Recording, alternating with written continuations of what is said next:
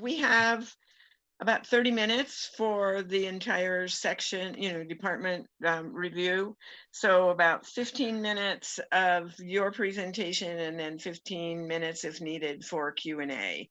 And I believe you have some advanced questions, and if you could address those during your time, that would be terrific. Thank you.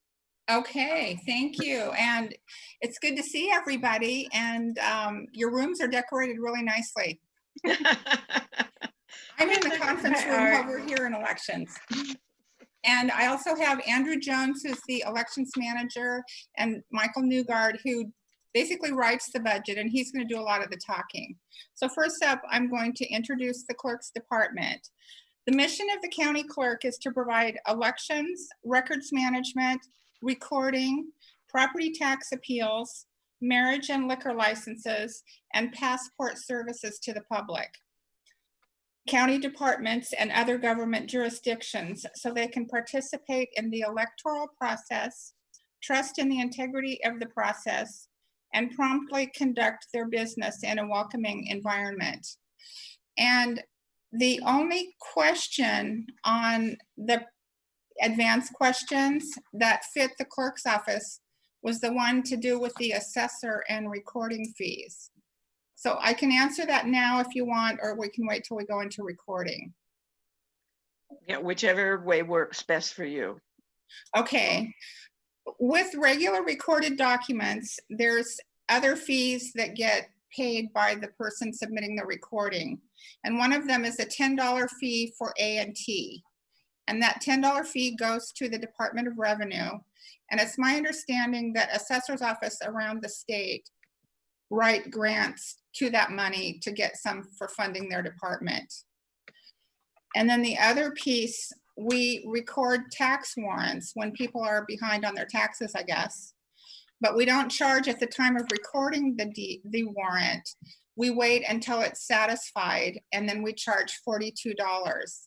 And I also think it's true that the assessor adds that recording fee onto the bill owing with the taxes. So that's the only two things in recording where we collect money on that department. Okay, and then I'm going to have Michael Newgard address the next section. He writes the budget.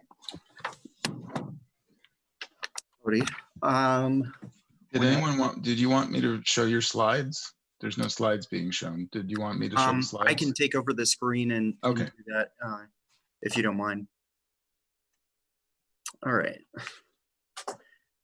Let me pull up.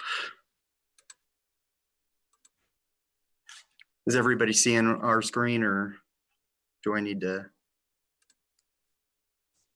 Don't see the screens, we see you. All right.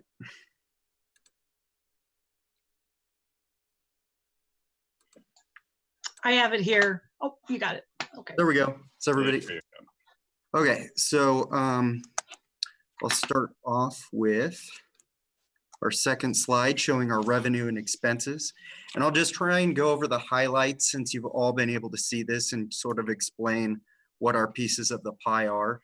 So for revenue, as you see this big red slice, charges for service, that mostly comes from our revenue with our recording department. That's property deeds, liens, marriage licenses, things of that nature. It says general fund support on there, but we are taking $0 from the general fund for the next fiscal year. Other revenue funding sources are really I'd say election reimbursements. So if we conduct an election for a local city or tax district, we collect monies from them to have put those measures on the ballot. And then our last piece is the fund balance, which is our carryover. As far as expenditures go, our biggest piece is personnel services. We have 19 FTEs in the clerk's department and currently only 2 vacancies. We recently had a retirement with the recording manager, and we have 1 position that's been hired for, but the employee can't start until after the county closure has been lifted. Our other biggest piece of the pie for expenditures is materials and services. Costs a lot of money to put together all the ballots, ballot envelopes, and things of that nature. Also, there's a lot of resources in terms of paper and recording. And then the rest is cost allocation, which is divvied up. And that's really the highlights there. I don't have much to go over on the summary of revenue expenses, except for good things. We were able to, whereas down here where we have that negative 172, we borrowed from the general fund last year.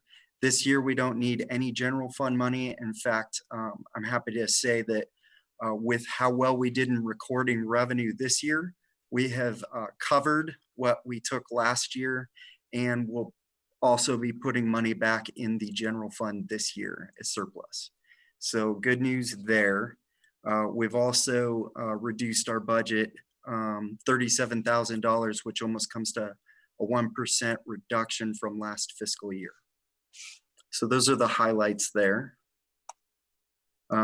This reflects again what our total FTEs are. Again, they're almost 1% reduction from last year's fiscal budget.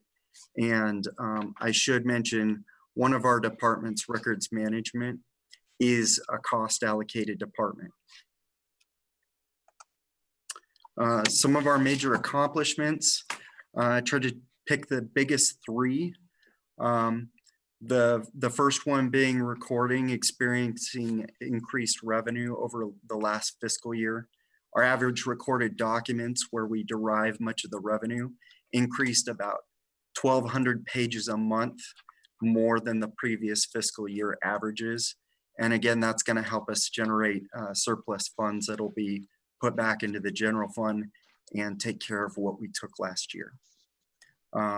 Another note is how many registered voters we have in Clackamas County that we service now. Since 2017, when the motor voter law was enacted, we had about 230,000 registered voters, and we're right at around 300,000 now. So it's almost, that's around 70,000 voters, which is like Clackamas County absorbing a county the exact size of Yamhill County. So we added a Yamhill County in terms of registered voters to Clackamas County. And then the third accomplishment, actually, I'd like to say one more thing about the county elections. The people we were able to serve and allowing the elections to be observed this primary, we were able to have 100% anybody who asked could come in.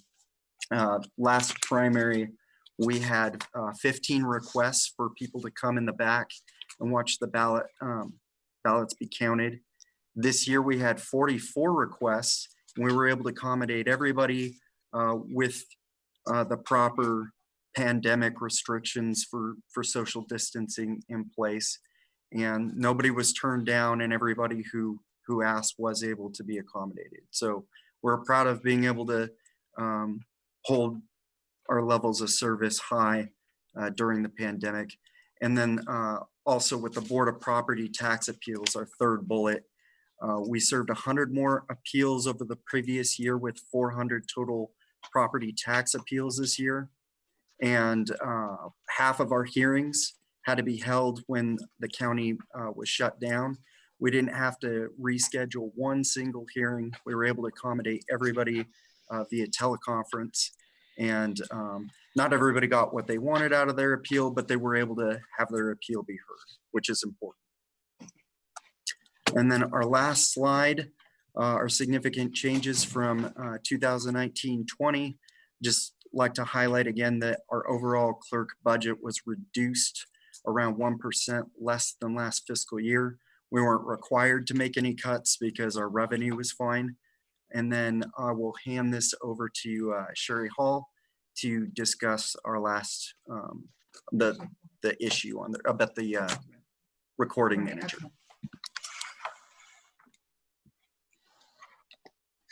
Okay, I'm going to talk about what we're doing in recording and records management. Records management is a totally cost allocated department, with the exception of about $200,000 that we bring in with passport services. But because of COVID-19, the State Department has shut down passport services and nothing is being issued. And that was about $40,000 in revenue that records management would have lost from March to the end of June. And the recording manager retired at the end of March. And so I asked permission from Elizabeth to put the records manager salary in the recording department, since there was a vacancy in that position. And if, I think maybe the budget committee was notified of that, but anyway, that's what we're doing. And since records management is cost allocated, then that position being out will take away some expense that may help the cost allocated fees that, you know, come about in 2 years. And with records management and recording with MFR, that has been talked about being combined, but records management is cost allocated, recording is general fund, and I don't think anybody thought it could be done. But we are finding that that records manager is fitting right into recording and learning the things we do, and she's taking on some of that responsibility. And so we want to have another conversation about that, because it could possibly eliminate a management position and possibly a lead worker position if there would be a way to combine the two. But because of the structure of how they both are, it's going to be working with some other county people. But that would be a good thing for the budget, is if we could put them together somehow, or part of them together. And this pandemic has just been the perfect opportunity for us to basically try that. We have come up with some good things that we've learned through having to do our work differently. So that's something we're going to look at and possibly present to the powers that be at some point. Okay. And one other issue, we weren't able to put it on the slide. It just was more recently come up. I'm going to pass it over to the elections manager to discuss our future upgrades to our ballot tabulation system that he'll be talking about. Good afternoon. So one thing we just wanted to mention to the budget committee that we've mentioned a couple years in a row, but we're getting to the point where we will probably have to upgrade the hardware for our ballot tabulation system. Right now, the hardware we are using is 5 years old, which is a long time for software or for hardware that's processing images, because we're scanning images of every single ballot. It takes a long time to process those images, and it started to slow us down with the amount of voters and the amount of ballots that we're processing in a county. So sometime in the next fiscal year or two, we will probably have to upgrade our hardware for that tabulation system. Do we know approximately budget-wise what that is? Not yet. We still need to work with the vendor to determine the appropriate hardware for a county our size, but also planning ahead with the continuing growth of registered voters in the county. We don't want to just purchase enough to get us through this next election, but make sure that we're set up for a couple of years down the road. We have a meeting with them. So we do have a meeting with the vendor on Tuesday next week to try to get some of those numbers. But yeah, we're not at the point yet where we have a good quote. Okay, thank you. Okay, Drenda, I think we've got at least one hand going there. Yes, Mr. Feely. Good afternoon. I have a question about an issue that's being discussed nationally, totally non-controversial. For the elections manager, in the recently concluded Oregon primary, were there any observations you made about voter fraud with the mail-in balloting in Clackamas County? So no, we haven't. We have heard from a lot of voters from that story. We have investigated every single situation when someone has given us contact information, and we have found no instances where somebody's registration was changed. Okay, that was my follow-up question. Okay. Yeah, so both, it's us along with the Secretary of State and the other county officials. Everyone's been looking into each instance. So you didn't find that actually occurred? No. And it's one of those things we would continue to encourage any voter, if they ever have questions when they receive their ballot or they don't receive a ballot, reach out to us directly so that we can get them that ballot in time before election. Yeah, Motor Voter re-registered me in downtown Portland one time. So I went up to your office very quickly and resolved it. Thank you. Yeah, I do not see any other hands raised. A good presentation, covered all the questions that the folks had given you ahead of time. And so we so appreciate you were able to answer those. And the rest of your presentation, it obviously answered a lot of questions that otherwise people might have had. So thank you for that. Yes, Ms. Hall. Okay, well, there was one other thing I want to kind of praise the Commissioner's administration for and just share with you. This election was the first time, of course, that we had this COVID-19, and we needed to make some new arrangements because we could not have the regular number of temporary workers in because of the space requirements. And so immediately Gary Schmidt offered to help us with whatever we needed. And it was a few months ago he did that. And this is what it came down to. Originally 20 county employees volunteered to work with us through the election, but as it turned out, we needed a 2-week commitment, so some of them could not work that long. So we ended up with 8. And out of the 8 county staff that came, we saved about $4,352 in the election budget. But it's not true countywide because those employees were paid by their departments at the wage they normally make. And that's a lot higher than the $15 an hour that we pay. But in reality, yeah, we don't know, you know, the difference of the money paid because of them being paid from their department. But the overall temp budget line was less spent this time because there were way fewer election workers. About 60% of our regulars declined to come to work because of COVID-19 or the space requirement. And I'm just really thankful to county administration and the ones who said we'll help, and they just totally followed through with everything. And the election ran very smoothly, and we will certify it on June 8th. Good. Thank you so much for that information. That's great. So it's always good when one team can help another, right? Yes. It's all one team in the end. Yeah. Okay. Also, we have a hand. So Drenda, Mr. Humberston? you're muted. You're muted. I know. Just to comment. Believe me, Sherry, I've been there. Yeah, all of us at one time or another. Yeah. Sherry, I just wanted to say I had the opportunity to stop in and watch the ballot processing, and in spite of the fact that you were lower staffed than normal, everything looked very good. Your staff were very professional in making sure that we maintained our appropriate COVID distances and all those things. Appreciated their support and the opportunity to watch the process again. Brought my wife this time. It was her first time to see it. So thank you very much. thank you. And one more thing with that, our regular temps really enjoyed having the county staff at their tables because, you know, there's some talking that goes along with their work. And we just had very high quality county staff, and our temps noticed. So, and one of the reasons I wanted to comment on that is because we don't know where we'll be in November for the general election. Mm-hmm. But I'm hoping that this can carry through if it needs to.